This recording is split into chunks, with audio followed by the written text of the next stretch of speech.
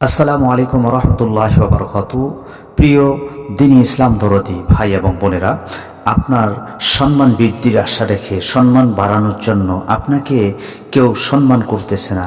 আপনার প্রতিবেশী বলুন, আপনার বন্ধু বলুন, আপনার আত্মীয় স্বজন বলুন, তাদের কাছে সম্মান পাওয়ার জন্য আপনি এই ইসিম মোবারক, এই দোয়া মোবারক আপনি একবার আমল করে দেখতে পারেন। অবশ্যই এই দোয়ার বরকতে, আল্লাহ পাকের অশেষ রহমতে, অশেষ দয়ায় আপনি সম্মান পাবেন।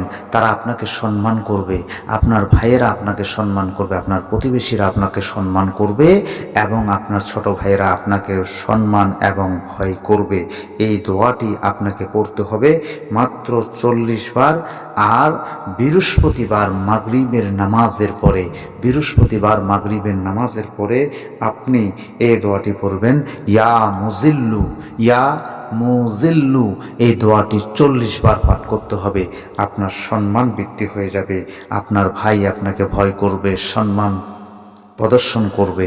এবং শুধু তাই নয়, আরেকটি আপনাকে দোয়া শিখিয়ে দেব, ইয়া রফিউ, ইয়া রফিউ, ইয়া রফিউ। এই দোয়াটি যদি আপনি দুই প্রহরের পরে এই দোয়াটি যদি আপনি 100 বার পাঠ করতে পারেন, আল্লাহর রহমতে এই দোয়ার বরকতেও আপনার সম্মান বৃদ্ধি হবে। এবং শুধুই সম্মান বৃদ্ধি হবে তাই নয়, আপনি যেখানেই যাবেন আপনি মর্যাদা পাবেন, আপনাকে সম্মান করবে।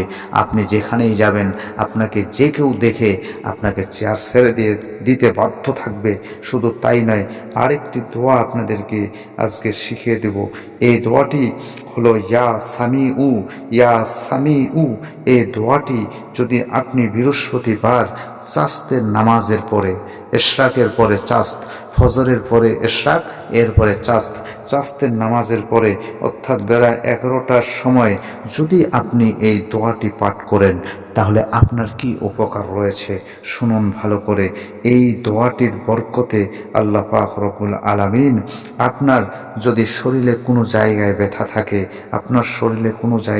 থাকে, কানের ব্যথা, বুকের ব্যথা, যে কোনো ব্যথা, আপনার কঠিন ধরনের ব্যথা, এই যতই ব্যথা থাকুক না কেন, আপনি যদি চাস্তের নামাজের পরে অর্থাৎ বেলা 11টার মধ্যবর্তী সময়ের মধ্যে যদি এই ইসিম মোবারক 100 বার পাঠ করতে পারেন, আপনার শরীরের ব্যথা, বুকের ব্যথা, যে কোনো ব্যথা ইনশাল্লাহ দূর হয়ে যাবে, আপনি ভালো হয়ে যাবেন।